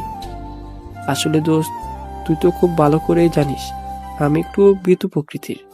আমি সব কিছুতেই সবসময় একটু ভয় পেয়ে থাকি, তাই আমি মেয়েটাকে সাহস করে কিছুই বলে উঠতে পারছি না। প্লিজ দোস্ত, তুই আমাকে একটু সহযোগিতা কর। দেখ দোস্ত, তুই আমার বেস্ট ফ্রেন্ড সেটা ঠিক আছে, কিন্তু আমি আমার নিজের লাইফে অনেক ঝামেলায় জর্জরিত। আমি আর কোনো ঝামেলায় পড়তে চাই না। তাছাড়া তুই নেহাপুর বিষয়টা তো খুব ভালো করেই জানিস, আর গতকাল যেটা হয়ে গেছে সেটা যদি তোকে বলি তাহলে আমি নিশ্চিত তুই হার্ট অ্যাটাক করবি। এরপর আবার আমাকে নতুন করে ঝামেলায় ফেলিস না। তুই আমার বেস্ট ফ্রেন্ড হয়ে এমন একটা কথা বলতে পারলি? যা, তোর সঙ্গে আমি আর কোনো কথাই বলবো না। আমি সব সময় শুনেছি আর মুভিতেও দেখেছি, বেস্ট ফ্রেন্ড মানে খুব ভালো বন্ধু, যে বন্ধুর জন্য সব কিছুই করতে পারে। আর তুই কি না আমার জন্য এইটুকু সামান্য কাজ করতে পারবি না? এটা শুনে নীল বুঝতে পারলো হৃদয়ের মন খারাপ হয়েছে, তাই সে হৃদয়কে বলল, ঠিক আছে, মন খারাপ করিস না। আসলে খুব ঝামেলায় আছি তো, তাই কি বলতে গিয়ে তোকে কি বলে ফেলেছি। এখন বল আমাকে কি করতে হবে? তুই আমার বন্ধু, সত্যি আমি তোর জন্য সব কিছু করতে পারি। আমার জন্য তোকে বেশি কিছু করতে হবে না দোস্ত। তুই শুধু আমার ভালোবাসার মানুষটাকে আমার লেখা একটা চিঠি পৌঁছে দিবি, তারপর সে কি উত্তর দেয় সেটা আমাকে জানাবি, তাহলেই হয়ে যাবে। ঠিক আছে দোস্ত, কোনো সমস্যা নেই, আমি এক্ষুনি তোকে সেটাই করে দিচ্ছি। তবে কোন মেয়েটা সেটা তো আগে আমাকে বল, তা না হলে আমি তোর চিঠি কার কাছে পৌঁছাবো? আমি তোকে বলছি, ওই মেয়েটা এখন ওই যে ক্যাম্পাসের বটগাছ দেখছিস, ওর ঠিক অপোজিটে বসে আছে। তুই ওখানে গেলেই মেয়েটাকে দেখতে পাবি। তুই শুধু বলবি এটা আমি দিয়েছি, তাহলেই হবে। তোকে আর কিছুই করতে হবে না। ও শুধু এটুকুই, ঠিক আছে, কোনো ব্যাপার না, তুই অপেক্ষা কর, আমি এক্ষুনি দিয়ে আসছি। এই বলে নীল সেখানে চলে গেল, আর তারপর রিয়ার কাছে ওই চিঠিটা পৌঁছে দিল। রিয়া চিঠিটা পেয়েই তাকে বলতে লাগলো, আমি জানতাম নীল তুই আমায় ভালোবাসিস, কিন্তু আমিও তোকে অনেক ভালোবাসি। অনেকবার তোকে বলার চেষ্টা করেছিলাম, কিন্তু নেহা আপুর ভয়ে তোকে কিছু বলে উঠতে পারিনি, কারণ নেহা আপু তো তোকে পছন্দ করে। এখন যেহেতু তুই নিজে থেকেই আমাকে প্রপোজ করতে এসেছিস, আমি রাজি। এখন আর আমার কোনো ভয় নেই, আমি ভয় পাই না কাউকে। কথাগুলো এক নিঃশ্বাসে রিয়া বলে ফেলল। তখনই নীল তাকে বলল, আরে ওই মেয়ে চুপ করো, তুমি এসব কি আবোল তাবোল বলছো? আমি কেন তোমাকে প্রপোজ করতে যাব? এই চিঠিটা আমার বন্ধুর, এটাই তোমাকে দিতে বলেছে, তাই তোমাকে দিতে এলাম। সে তোমাকে পছন্দ করে, কিন্তু ভয়ে তোমাকে কিছু বলতে পারছে না, তাই আমাকে দিয়ে এটা পাঠালো। এখন তুমি কি উত্তর দিবে সেটা আমাকে জানাতে বলেছে, আমি ওকে বলে দেব। ঠিক আছে, আমি চিঠি পড়ে তারপর উত্তর দেব। তুই এখন যা। আমি তো ভেবেছিলাম তুই প্রেমপত্র নিয়ে আমাকে প্রপোজ করতে এসেছিস। আসলে তোকে দেখে শুধু আমি কেন, পুরো ক্লাসের মেয়ে হা হয়ে থাকে, তাই তো আমি তোর প্রেমে পড়ে গিয়েছিলাম। সরি রে, বুঝতে পারিনি বিষয়টা। ঠিক আছে, সমস্যা নেই, তবে আমার বন্ধুকে কিন্তু তুই খুব তাড়াতাড়ি উত্তর জানাবি, তা না হলে কিন্তু তোর খবর আছে বলে দিলাম। এই কথা বলে নীল সেখান থেকে চলে আসলো। তারপর সোজা ক্লাসরুমে চলে গেল। ক্লাসে এসে হৃদয়কে নিয়ে ক্যান্টিনে কিছু খেতে গেল। তখনই নেহার সঙ্গে তার দেখা হয়ে গেল। দোস্ত, ওই যে নেহা আপু আসছে, মনে হয় তোর সঙ্গে কথা বলবে। আমি এখান থেকে চলে যাই। নেহা আপু আসছে তো কি হয়েছে? তোকে কেন এখান থেকে চলে যেতে হবে? তুই কোথাও যাবি না, তুই এখানেই বসে থাক। নেহা আপুর যদি কোনো কথা বলার থাকে তাহলে সে এখানেই বলবে, আর না হলে তার আমার সঙ্গে কথা বলার কোনো প্রয়োজন নেই। দোস্ত, আমার মনে হয় তুই এখনো সেই খেলেই রয়ে গেছিস। নেহা আপু তোকে ভালোবাসে, আর তোর সঙ্গে হয়তো কোনো পার্সোনাল কথা বলতে পারে। সেখানে আমার থাকাটা একদমই ঠিক হবে না। তোরা দুজন কথা বল, আমি ওইদিকে আমার ভালোবাসার মানুষটার সঙ্গে একটু দেখা করে আসি। এই বলে হৃদয় সেখান থেকে চলে গেল। আর তখনই নেহা এসে সেখানে পৌঁছালো। এসে হৃদয়কে এখান থেকে চলে যেতে দেখে প্রশ্ন করলো, কি ব্যাপার? তুমি আর তোমার বন্ধু এখানে বসে খাবার খাচ্ছিলে, আমি এখানে আসছি এটা দেখে তোমার বন্ধু এখান থেকে চলে গেল কেন? সেটা আমাকে কেন জিজ্ঞাসা করছো? তুমি আমার বন্ধুকে জিজ্ঞাসা করলেই তো পারো। তাছাড়া তুমি এখানে কেন এসেছো? আমরা তো এখানে খাবার খাচ্ছিলাম। তুমি কি আমাকে একটু শান্তিতে থাকতে দিবে না? নাকি আমি সেখানেই যাই, নাকি আমি যেখানেই যাই সেখানেই তোমাকে হাজির হতে হবে? কেন তুমি এরকম বলো তো? তুমি আমাকে এইভাবে কেন কথা বলছো? আমি তোমাকে না দেখে থাকতে পারি না, তাই তুমি যেখানেই যাও আমি সেখানেই চলে আসি। তোমাকে না দেখলে আমার ভালোই লাগে না, তাই। আমার মতে কি এমন আছে যেটা তুমি দেখলে থাকতে পারো না? বলো তো শুনি। তুমি কেন আমার সঙ্গে এভাবে পিছনে পড়েছো? তোমাকে তো বললাম তোমার সঙ্গে রিলেশন কন্টিনিউ করা আমার পক্ষে সম্ভব নয়, কারণ তুমি আমার সাথে বয়সে বড় একটা মেয়ে। আমারও মান সম্মান বলতে কিছু একটা আছে। আমি আমার বন্ধুদের সামনে হাসির পাত্র হতে চাই না। আমি ভালোবাসি তোমায়, সেখানে তুমি কেন হাসির পাত্র হতে যাবে? ভালোবাসা একটা পবিত্র জিনিস, এটাকে সম্মান করতে জানতে হয়। ভালোবাসাকে কখনো অবহেলা করতে নেই। যেখানে আমি তোমার ভালোবাসা অ্যাকসেপ্টই করলাম না, সেখানে আবার অবহেলা আসছে কোথা থেকে? শোনা, একটা কথা তোমায় বলছি। তুমি আমার চাইতে বয়সে বড়, জ্ঞান বুদ্ধি আল্লাহ তাআলা আমার চাইতে মোটামুটি ভালোই দিয়েছে। কিন্তু তুমি এমন বোকার মতো কাজ কেন করো বলো তো? তুমি তো দেখতে মাশাআল্লাহ অনেক সুন্দরী, চাইলে যে কোনো বড়লোক বাবার ছেলেকে বিয়ে করতে পারবে। কিন্তু আমার দিকটা বিবেচনা করে দেখো, আমরা মধ্যবিত্ত ফ্যামিলির সন্তান, আমাদেরকে অনেক কিছু চিন্তা করতে হয়। এরপর নীল আরো কিছু বলতে চাইছিল, কিন্তু নেহা তাকে কথার মাঝখানেই থামিয়ে দিল আর বলতে লাগলো, হয়েছে, এবার বন্ধ করো, আর কিছুই বলতে হবে না। আমি জানি এরপর তুমি কি বলবে। তোমাদের বন্ধুদের মধ্যে কি ভালোবাসা নেই? তোমার বন্ধুরা কি কাউকে ভালোবাসে না? তোমার বন্ধুরা কি সারা জীবন মিঙ্গেল থেকে যাবে, কোনো মেয়েকে বিয়ে করবে না? তাহলে তুমি কেন আমায় ভালোবাসতে পারবে না? কি সমস্যা বলো আমাকে শুনি।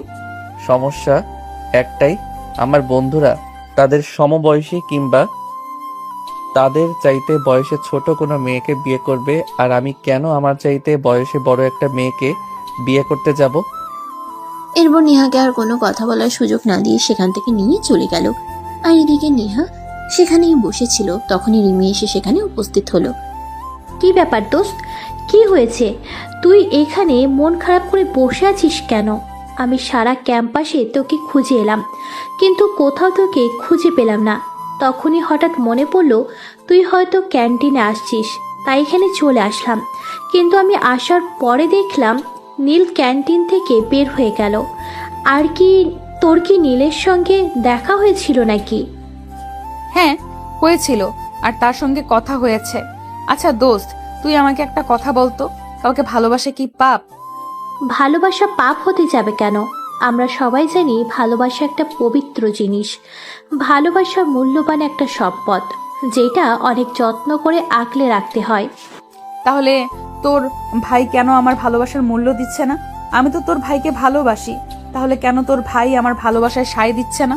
ভালোবাসা যদি অপরাধ না হয়, তাহলে আমি কেন তাকে ভালোবেসে কষ্ট পাচ্ছি? আমি তো তাকে ভালোবাসি, সে কেন এটা বুঝতে পারছে না?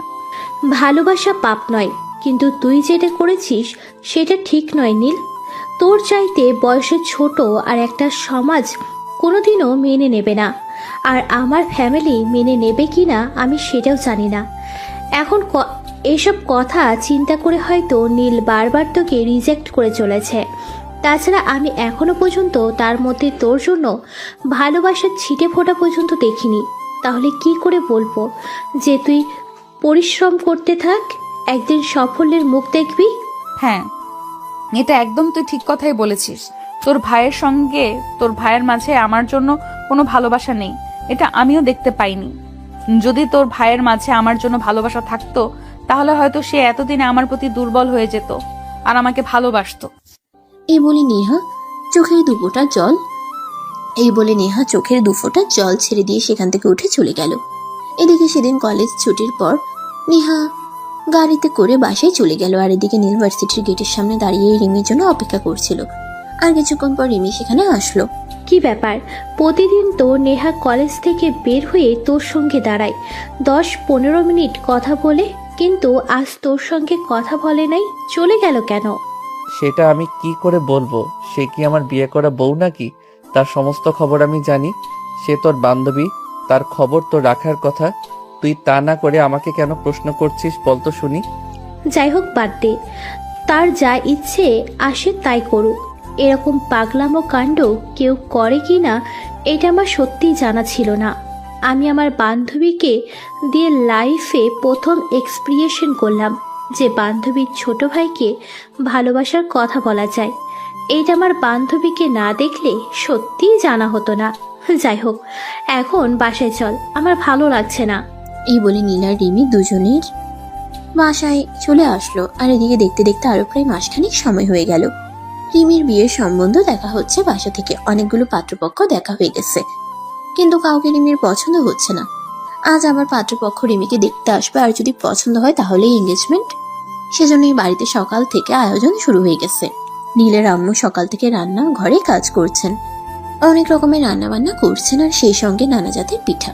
সকালবেলা ঘুম থেকে উঠে সেই মুখরোচক পিঠার সুগন্ধে নীল সোজা রান্নাঘরে চলে আসলো, আর তার আম্মুকে বলল, আম্মু, আমার মনে হয় অনেকদিন পর আমাদের বাড়িতে পিঠা বানানো হচ্ছে। পিঠার সুগন্ধ আমার রুম থেকে পাওয়া যাচ্ছে, তাই তো চলে আসলাম। আমাকে তাড়াতাড়ি একটু খেতে দাও। এটা কোন ধরনের কথা বাবা? আমি সেটাই বুঝতে পারছি না। আজ বাড়িতে মেহমান আসবে, তাই মেহমানদের জন্য পিঠা বানানো হচ্ছে, আর সেখানে তুমি কিনা বলছো আগে তোমাকে পিঠা খেতে দিতে। এই নিয়ে তো 4 বার পাত্রপক্ষ বিদায় হলো। এই মুহূর্তেও তোমার মেয়ের বিয়ে হবে কিনা সেটা তো কোনো নিশ্চয়তা নেই, তাই আমি না খেয়ে থাকতে পারবো না। তাই প্লিজ তাড়াতাড়ি আমাকে খেতে দাও, তারপর তোমার মেয়ের বিয়ে হলে হবে, না হলে নাই। নিজে তো সিনিয়র মেয়েদের আদর নিচ্ছিস, আবার আমার বিয়েতে বাধা দিচ্ছিস কেন? আমারও তো ইচ্ছে করে জামাই নিয়ে একটু রোম্যান্স করতে। কেন রে, আমার সুখের কথা শুনলে তোর কি হিংসা হয় নাকি? তোর বান্ধবীটার যেমন মাথায় সমস্যা ঠিক তেমনি তোর মাথায় সমস্যা আছে। তা না হলে এরকম কথা কেউ নিজের ভাইকে বলতে পারে? ধুর, ওদের যা ইচ্ছে তোরা তাই কর, আমি তোদেরকে কিছুই বলবো না। শুধুমাত্র একটু পিঠা খেতে এসেছিলাম, আর আমাকে এতগুলো কথা শুনিয়ে দিলে ঠিক আছে, আমি আর পিঠাই খাবো না। এই নিয়ে সব রেখে চলে গেলাম। আমি কিন্তু সারাদিন বাসায় ফিরবো না, আমায় খুঁজতে যাস না যেন। তুই তাহলে এখনো এখানে দাঁড়িয়ে আছিস কেন? তাড়াতাড়ি যা, আমি দরজাটা লাগিয়ে দিয়ে আসি। তা না হলে আবার পাড়ার সবাই পিঠের ঘ্রাণ পেয়ে যাবে, আর সবাই ছুটে চলে আসবে। তখন আর কেউ এটা বুঝতে চাইবে না যে এগুলো আমার শ্বশুরবাড়ির মানুষের জন্য তৈরি করা হয়েছে। কিন্তু নীল কি আর সেসব কথা শুনে? সে একটু খাদ্যপ্রেমিক মানুষ, তাই সে রিমির কথাগুলো কানে না তুলে সেখান থেকে বেশ কয়েকটা পিঠে একটা প্লেটে তুলে নিল, আর তারপর সেগুলো নিয়ে নিজের রুমে চলে গেল। এদিকে রিমি বকবক করতে করতে তার পিছন পিছন আসছিল, কিন্তু নীল তাকে কোনো পাত্তা না দিয়ে সঙ্গে সঙ্গে রুমের দরজাটা আটকে দিল। এদিকে রিমি দরজার বাইরে দাঁড়িয়ে চিৎকার করছে, একে তো পিঠেগুলো নিয়ে চলে এসেছিস, এখন আবার দরজা বন্ধ করেছিস কেন? তুই যদি আমার খাবারে নজর দিতে না পারিস, তাই তো আমি রুমের দরজাটা বন্ধ করে দিয়েছি। কারণ তোকে তো আমার খুব ভালো করেই জানা আছে তুই রান্না করে খেতে পারছিস না। এখানে আমি খাবার নিয়ে এসেছি, তাই তুই আমার খাবারে ভাগ বসাতে চাইছিস। আমি কি তোর মতো পেটুক নাকি যে অন্যের খাবারে চোখ বসাতে যাব? আমি একদমই সেরকম নয়। আমি তোকে নেহার ব্যাপারে কিছু কথা বলতে চাই, তাই এসেছি। দরজাটা খোল। এখন আমি খাবার খাচ্ছি, এখন তুই আমাকে কোনো বিরক্ত করিস না। এখন আমি তোর সঙ্গে কোনো কথা বলবো না, আর তোর ওই মাথা খারাপ বান্ধবীর সম্পর্কে আমি কোনো কথা শুনতে চাই না। এরপর রিমি আরো বেশ কিছুক্ষণ দরজার সামনে দাঁড়িয়ে রইল, কিন্তু সেখানে দাঁড়িয়ে থেকে কোনো কাজ হলো না। নীল আর দরজা খুলল না। বেশ কিছুক্ষণ দাঁড়িয়ে থাকার পরও যখন নীল দরজা খুলছে না, তখন রিমি নিরুপায় হয়ে এখান থেকে চলে গেল। রিমিকে তার আম্মু সাজুগুজু করতে বলেছে। আর ততক্ষণে নেহা রিমিদের বাড়িতে চলে এসেছে। রে কি ব্যাপার দোস্ত, তাহলে অবশেষে তুই বিয়েটা করেই নিচ্ছিস? তো কি করব, তোর মতো তো আর বান্ধবীর ভাইয়ের সঙ্গে প্রেম করতে পারলাম না, তাহলে কেন শুধু শুধু সিঙ্গেল থাকতে যাব? এতটা বয়স হলো এখনো পর্যন্ত একটা বয়ফ্রেন্ড জোটাতে পারলাম না, আর তোর পিছনে সারা কলেজের ছেলেরা লাইন মারে, তাহলে কি আর এখন হবে? এরকম কোনো উপায় আছে? এমন ভাবে তুই আমাকে কথাগুলো শোনাচ্ছিস যেন আমি সারা কলেজের ছেলেকে নিজের হাতে নিয়ে রেখেছি। তোর প্রেম করার মতো একটা ছেলেকেও ছেড়ে দেইনি। হয়েছে হয়েছে, এখন আর কথা না বাড়িয়ে তাড়াতাড়ি আমাকে রেডি করিয়ে দে। ওদিকে ছেলেপক্ষ চলে আসবে, তাড়াতাড়ি রেডি করিয়ে দে আমাকে। হ্যাঁ তাই চল, তোর তো দেখছি বিয়ে করার খুব শখ। আচ্ছা ঠিক আছে, তুই আগে বিয়েটা কর, তারপর তোর থেকে অভিজ্ঞতা নিয়ে আমি বিয়ের চিন্তা ভাবনা করব। আসলে আমারও খুব কষ্ট হয় একা একা থাকতে। থাকছিস কেন? একা একা আমাদের বাসায় চলে আসলেই তো পারিস, তারপর তো আমার ভাইকে নিয়ে থাকতে পারিস। তখন তো আর তোকে একা একা থাকতে হয় না, আর কোনো কষ্টও করতে হয় না। তাছাড়া একটা কাজ কর, আজ যখন শ্বশুরবাড়ি চলে এসেছিস একেবারে পার্মানেন্টলি থেকে যা। তাই তো করতাম, কিন্তু এখনো তোর ভাইয়ের পক্ষ থেকে কোনো সাড়া শব্দ পেলাম না। জোর করে কারোর উপর কোনো কিছু চাপিয়ে দেওয়াটা কি ঠিক হবে? আসলে ভালোবাসার মতো ব্যাপারগুলো খুবই সেনসিটিভ, এতে দুই পক্ষের মত থাকা যায়। কিন্তু তোর ভাইয়ের পক্ষ থেকে তো কোনো সাড়া পাচ্ছি না এখনো। আচ্ছা, এখন আগে তুই আগে আমাকে রেডি করে দে, তারপর তোদের বিষয়টা ভেবে দেখি। চিন্তা করিস না, আমি আব্বুর সঙ্গে তোদের ব্যাপারে বলে দেখব। এই বলে রিমি একটা শয়তানি মার্কা হাসি দিল। আর এদিকে নেহার সুন্দর করে সাজিয়ে দিচ্ছিল। তখনই হঠাৎ নীল রুমের দরজা খুলে রিমি রুমে আসছিল। এরে বাড়িতে দেখা যাচ্ছে শাকচুনি দুইটা এক রুমে। তাড়াতাড়ি কর, বিয়ে করে আমাকে উদ্ধার কর, তাড়াতাড়ি বাড়িটা খালি কর। চিন্তা করিস না, আমি চলে গেলে এই বাড়িটা খালি হয়ে যাবে। আমি চলে গেলে আমি কিন্তু আমার পরবর্তীতে আরও একজনকে তোর জন্য এনে রেখে তারপর যাব। কাকে? তোর এই বান্ধবীকে একটা কথা শুনে রাখ, আমি যদি মরেও যাই তারপরেও না তোর এই শাকচুনি মার্কা বান্ধবীকে বিয়ে করব না। এই বলে নীল একটা শয়তানি মার্কা হাসি দিয়ে সেখান থেকে চলে গেল। আর এদিকে নেহা রিমিকে সাজানোতে মনোযোগ দিল। কিছুক্ষণ পরে রিমির শ্বশুরবাড়ি থেকে লোকজন চলে আসলো। তারপর রিমিকে পাত্রপক্ষ সামনে নিয়ে যাওয়া হলো। পাত্রপক্ষ রিমিকে দেখে পছন্দ করে নিল এবং বিয়ের কথা ফাইনাল করে নিল। এদিকে নীল তখন নিজের রুমে বসে আপন মনে সিগারেট খাচ্ছিল। আর তখনই নেহা সেখানে এসে উপস্থিত হয়। নেহাকে দেখিয়ে নীল কোনো রকমের সিগারেটটা বাইরে ফেলে দেয়। আর তখনই নেহা নীলকে বলে, ফেলে দিলে কেন, সমস্যা নেই, আমি আজ কাউকে কিছুই বলবো না। এটা তোমার রুম, আর পুরো বাড়িটাই তোমার। এখানে তোমার যা ইচ্ছে তুমি তাই করতে পারো, সেখানে আমার কোনো বাধা নেই। তো তুমি কেন এসেছো এখানে? ওদিকে তো সবাই নিচে আছে, তাহলে তুমি আমার রুমে এসেছো কেন? তোমাকে কিছু কথা বলতে চাই, সেগুলো বলতে এখানে এসেছি। এখন যদি তুমি আমাকে অনুমতি দাও তাহলেই তোমাকে বলতে পারি। তুমি আবার আমাকে কি কথা বলতে চাও তাড়াতাড়ি বলে ফেলো, আর তারপর এখান থেকে কেটে পড়ো। আমি আবার তোমার সঙ্গে বেশিক্ষণ এক রুমে থাকতে চাই না, কারণ বাড়ির মানুষ দেখে ফেললে এটা নিয়ে হাজারটা কথা শোনাবে। তাছাড়া তুমি জানো অলরেডি তোমাকে নিয়ে আমাদের বাড়িতে গবেষণা শুরু হয়ে গেছে। হ্যাঁ, সেটা আমি খুব ভালো করেই জানি, তাই তো আমি তোমার সঙ্গে কথা বলতে এসেছি। আমি তোমার সঙ্গে আজ খুবই শর্টকাটে কিছু কথা বলবো, আর তুমি আমাকে সাফ সাফ উত্তর জানিয়ে দিও। হ্যাঁ ঠিক আছে, এখন আর কথা না বাড়িয়ে তাড়াতাড়ি বলো তুমি কি বলতে চাও, আর বলে এখান থেকে কেটে পড়ো। আচ্ছা নীল, আমার প্রতি কি তোমার কোনো অনুভূতি নেই? না মানে আমি তোমাকে এটাই বলতে চাইছি যে এই যে আমি তোমাকে ভালোবাসি, তোমার পেছনে পাগলের মতো ঘুরে বেড়াই, সব সময় তোমাকে বিরক্ত করি, এগুলো কি তোমার হৃদয়ে একটুও সাড়া ফেলেনি? নীল প্লিজ একটা বার ভেবে দেখো তুমি আমার ব্যাপারে। আমি তোমায় ভালোবাসি, তোমাকে ছাড়া আমি বেঁচে থাকতে পারবো না। প্লিজ তুমি একটা বার আমাকে নিয়ে একটু গভীর চিন্তা করে দেখো তো, আমি কি তোমার হৃদয়ের কোথাও নিজের জন্য একটুও জায়গা করতে পারিনি? আচ্ছা, আপনাকে তো এর আগে আমি আরো অনেকবার বলে দিয়েছি আপনাকে আমার কোনোভাবেই পছন্দ নয়। আপনার মতো একটা মেয়েকে আমি কোনোভাবেই বিয়ে করব না। আপনি জানেন আমি দেখতে শুনতে মাশাআল্লাহ, চাইলেই করা যায় কোনো মেয়ের সঙ্গে প্রেম করতে পারি।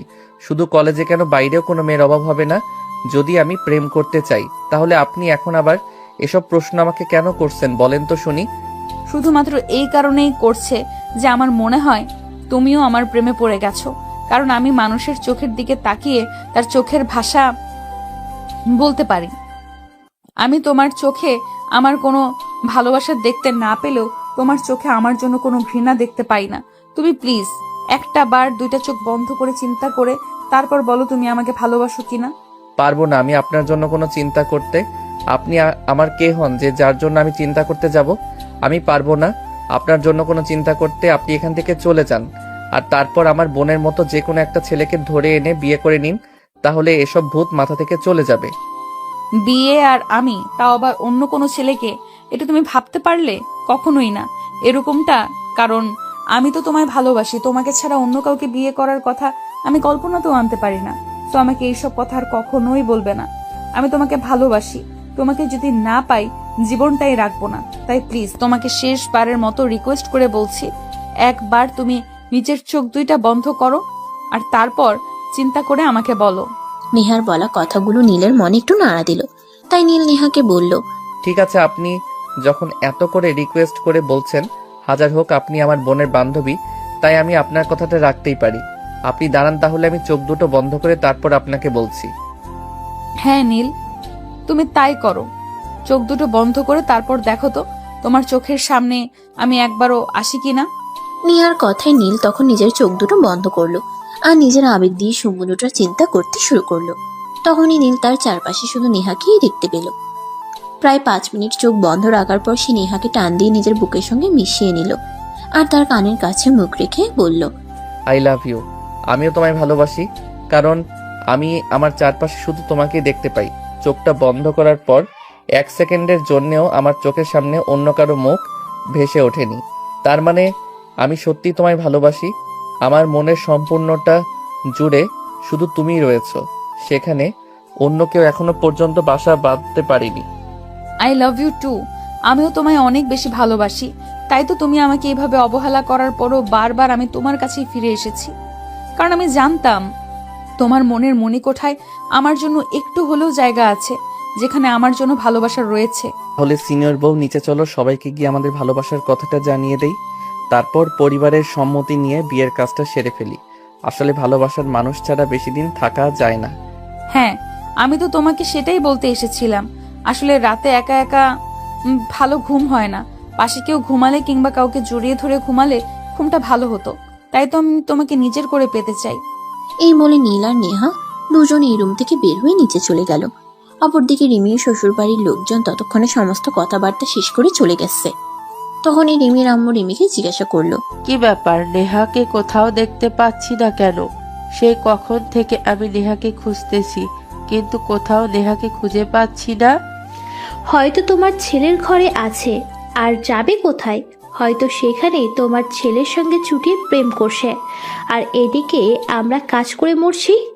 আসলে আমি ওদের ব্যাপারটা বুঝতে পারলাম না। ওরা যদি দুজন দুজনকে ভালোবাসে তাহলে সেটা আমাদেরকে বলছে না কেন? তাহলেই তো আমি তাদের দুজনকে এক করে দেওয়ার বন্দোবস্ত করি। বলবে কি করে? নেহাই সেই কতদিন ধরে তোমার ছেলের পিছনে পড়ে আছে, কিন্তু তোমার ছেলের পক্ষ থেকে তো কোনো সাড়া শব্দ পাচ্ছে না। আসলে কি বলতো, নেহা সত্যিই নীলকে অনেক বেশি ভালোবাসে। তাই নীল এইভাবে অ্যাভয়েড করার পরেও নেহা তাকে ছেড়ে যাচ্ছে না। কিন্তু তোমার ছেলে কেন এরকম করছে আমি সেটাই বুঝতে পারছি না।